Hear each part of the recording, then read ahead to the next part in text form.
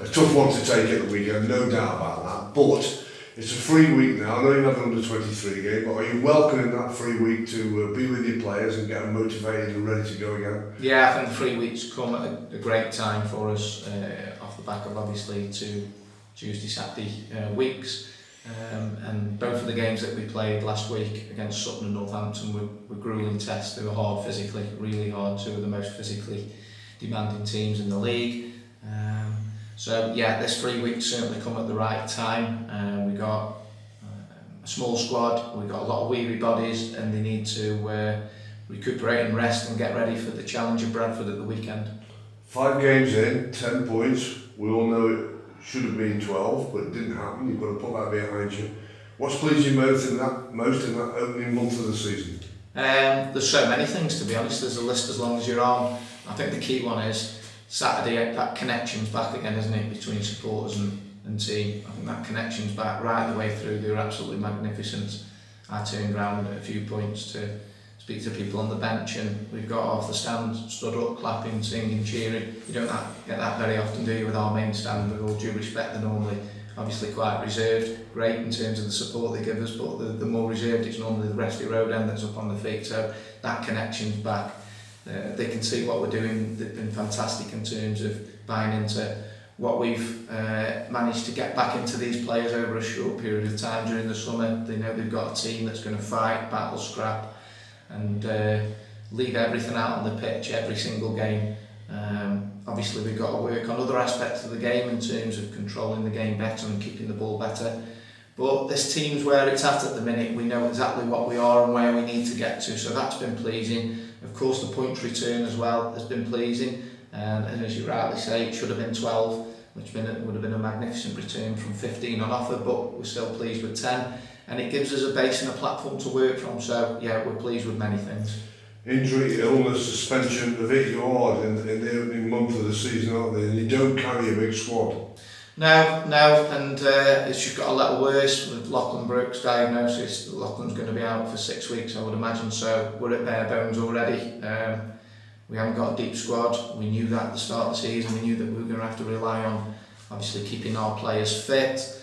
That's not been the case in many cases, and obviously as a result of that, it severely restricts how you can affect and influence games from 60 minutes onwards, because obviously you need to have strategies and plans in place to ensure that you can bring players on that can affect those strategies and plans. And with the greatest respect to people like Joel Taverner and Charlie Finney, who are learning the game, and they're going to be great players for us at this stage, it's just not right for them to come on and affect and influence games at this level, because they're not there yet. So it's tough, but these are a resilient old bunch. They'll find ways to try and stay in games if it gets tough towards the latter end of games, regardless of the fact that they're out on the field or not. That's one thing that we're going to have with this group right throughout the season, regardless of form, regardless of how well they play or not with the ball. They're going to ensure that they'll do absolutely everything to win points for this club. Are you actively working to try and bolster that squad? I know it's not easy. I know that the budget's been tight for you, but the chairman said that well you've worked alongside that budget, but I suppose there's a big push now to try and get at least 1 or even 2 bodies in the final days of the window. Yeah, that'd be nice, but as with everything, you have to work within a budget, so we would have to find ways to generate the income to get players in, by and large. So that's something we're going to have to try and be creative with, and we need a bit of luck along the way as well in terms of obviously incomings versus outgoings, because the two will need to obviously work together to ensure that that's the case. But we've got a bit of time left in the window, so that's the job of the recruitment team, to come up with ways and means to ensure that we can generate funds to try and bring players into the club. But it's a difficult old balancing act, and something we can't guarantee, but it's something we're working towards.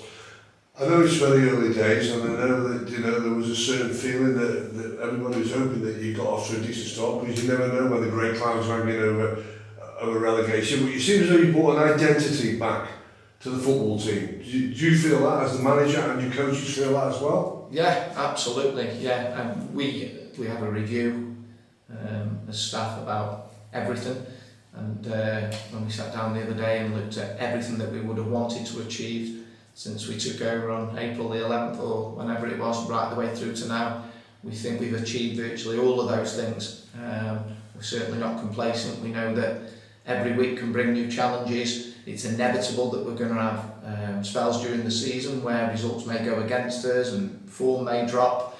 But what we are absolutely certain of with regard to the identity that we've instilled and the players that we've brought in and how we've managed to obviously get players that were already in the building rediscovering their belief and optimism, is that despite all of those challenges, these players are going to obviously maintain absolute belief and discipline and determination to ensure that we have a successful season. How good a feeling is that when you just mentioned that there's been a few in the building that have reinvented themselves? You know, I won't mention any names, there's a few that are standing out at the moment, but how big a feeling, good vibes do you get from that? Yeah, absolutely. Look, we had players in this building who lacked a lot of confidence last year. Their confidence was on the floor, and understandably so. And now there's a complete change and shift, if you like, in their mentality, which is absolutely fantastic to see. And they're back now showing what good players they are and what good footballers they are. So it's really good to see from the stats perspective those players raising the standards and raising their game accordingly and now affecting and influencing games of football for us every week. And on top of that as well, the boys that have come into the building from outside over the summer, the ones that we've recruited, are all magnificent characters. And Belly said it the other day in a conversation we were having, our supporters should be proud of the individuals we got representing this club player-wise, because, as I say, the form might dip, they'll make mistakes, they'll give the ball away, they might even cost us a goal every now and again, all these players, but they're absolutely, completely immersed in ensuring that this club has a really good season. How that'll look and how that'll shape up, you know, we'll all come out in the wash over the next few months, but we're in a really good place in terms of the people that we've got in this squad. We've touched on the disappointment for Lachlan Brook, who's settled in nicely for you, that he has to go out for a few weeks. Is there any brighter news on the likes of Chris Long and Rio Adebisi? I know you got Dave Richards out playing yesterday, so that is real good news because you're going to have a right challenge for your goalkeeping number one place now. But what about a couple of those outfield players? Rio is still away. It's taken a while. Much longer obviously than we anticipated, so I'm not going to put any time scales on it. But hopefully we're closer. Without obviously giving you anything particularly accurate, I'm sorry Graham, I can't give any more detailed in that sense. Chris Long is back in the building and he's doing some work out on the grass, so we're trying to feed him up because he's lost a lot of weight, so we're trying to get plenty into his body this week so that we can hopefully have him available as an option from the bench on Saturday, because we're going to desperately need it obviously with the fact that we've got no Basala Sambu, we've got no Lachlan Brook. So them options at the top end of the pitch have suddenly gone from being quite vast to quite bare.